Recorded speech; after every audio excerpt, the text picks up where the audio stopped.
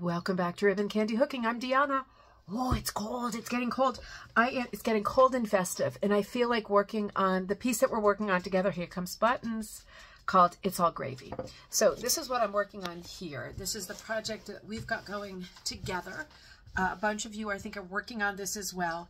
And I decided in the last video, because I'm coming back to you quite a few times over the course of the next couple of months as I work on this piece. It is a large piece, and it is now available in 2 sizes at Ribbon Candy Hooking.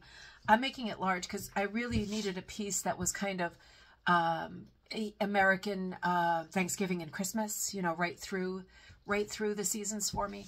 And I started experimenting with, as I said in the last video, I wanted to, experimenting with paisley. And it's just this soft, very, very soft. It is so mushy cushy. It's so tactile and springy and nice to deal with. This is the piece of paisley that I settled on. Now, if you haven't hooked with paisley before, you know, I'm cutting it to this kind of width. I'll cut it with you. But if you haven't hooked with paisley before, you know, it really depends on what your piece of paisley wants to do. Sometimes it is so straggledy, fragile, antique, brittle, it just falls apart in your hands and you have to really be careful with it. Other times it cuts really nice. This is definitely an antique. This is a very thin wool paisley, probably table covering, maybe piano shawl, something like that. It's not enormous, but it is shally. I can tell by the crepey feel to it, right, that's the way that it's woven. I knew buttons was going to kick up a fuss.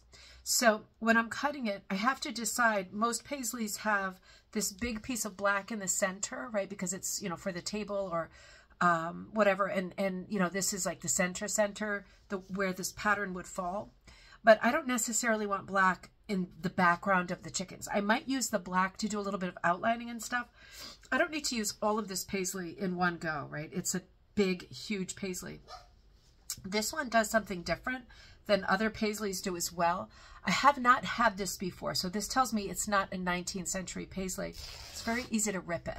Now, you can give it a try, but it is often treacherous. Let me just let that animal outside. Oh, yeah.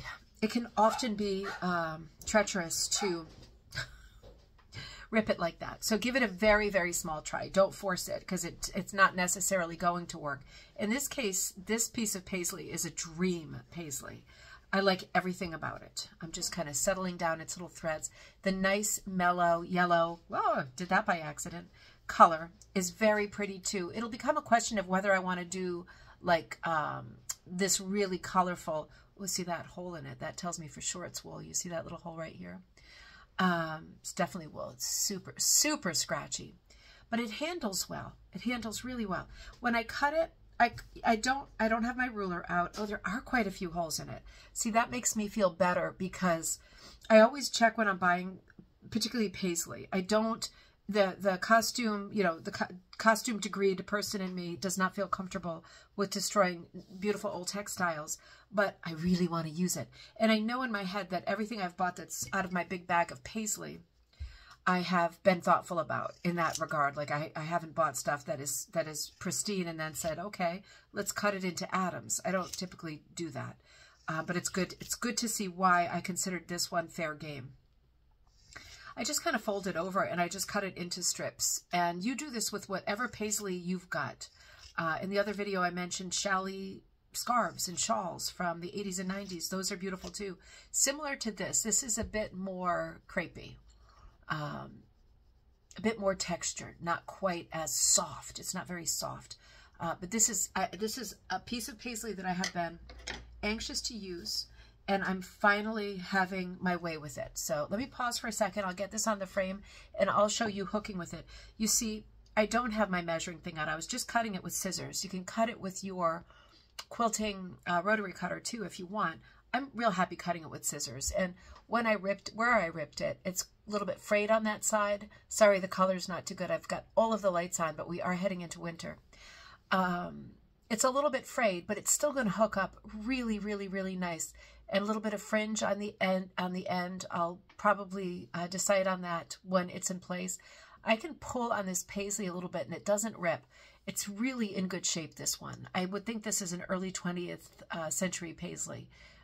You do get, and you do see on the marketplace and in antique stores, a lot of 19th century paisley, and it is beautiful, but it is typically way more fragile than this. I feel I was very lucky with this. Even if you're not hooking your background with paisley and you're doing something completely different, don't feel like you have to match my color plan here. You absolutely don't. Catch that on the frame. You absolutely don't. You do whatever you feel you want to do. It's your piece, right? Obviously. But at the end of the day, for me, I wanted the background of this piece. I mentioned this in the first video as well. I wanted the background of the piece to be fairly busy. To be busy and like charming, and to feel like a holiday piece. Like to feel like the end of the year. I didn't want something with a navy background or a white background for myself. But think about whether you might want that. I wanted something that felt a bit busy and festive in the background. And I'm going to be really thoughtful as we move forward, putting colors into place with these two turkeys, with the little gravy boat, with the turkey feather border, and all of the other color decisions that I've got to make. I've probably got the wrong hook here. I might change my hook out before I go really far with this, because I'm not going to stay in hook for you forever, but I am using the Miller hook that has that curled dental tip, you know. It's like it does a curly cue, and that really wants to play me with this fragile fabric, right? It really wants to catch on the paisley. Got to get my hand into the pattern of twisting it a little bit underneath so that I kind of moderate how much play it wants to do as I pull up.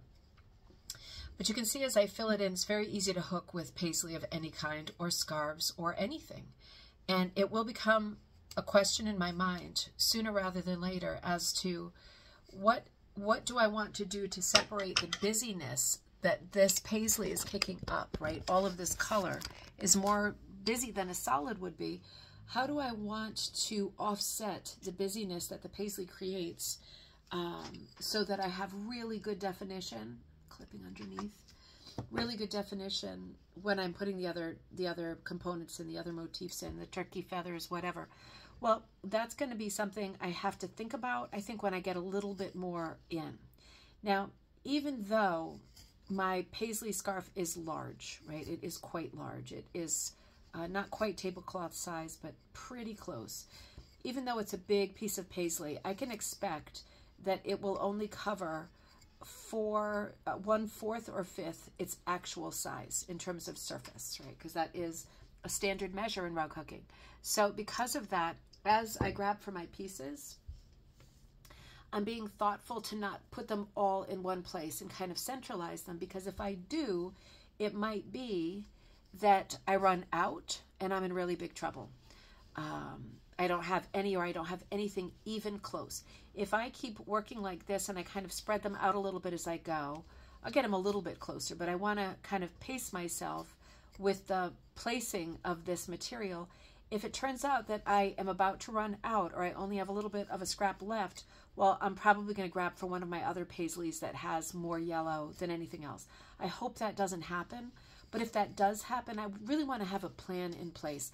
I don't really want to pull out too much of this paisley, because even though this one is in really good shape, it's very robust, it's hooking up a treat, even though that is clearly the case, you can see it's very easy hooking this stuff.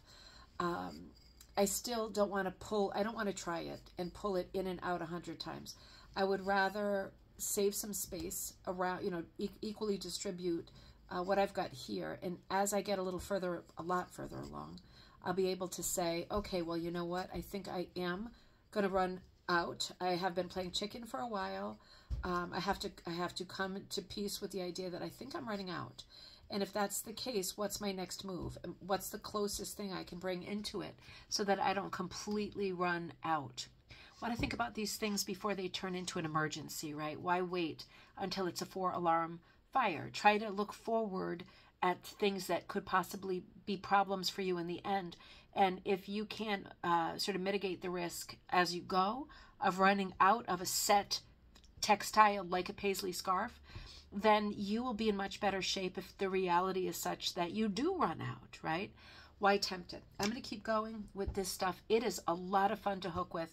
I'm going to run the show tonight, so I'll probably see you later. But in the meantime, have fun with It's All Gravy. I'll come back to you when I've got more of the background hooked. Take care, everybody. I'll see you later at Ribbon Candy Hooking.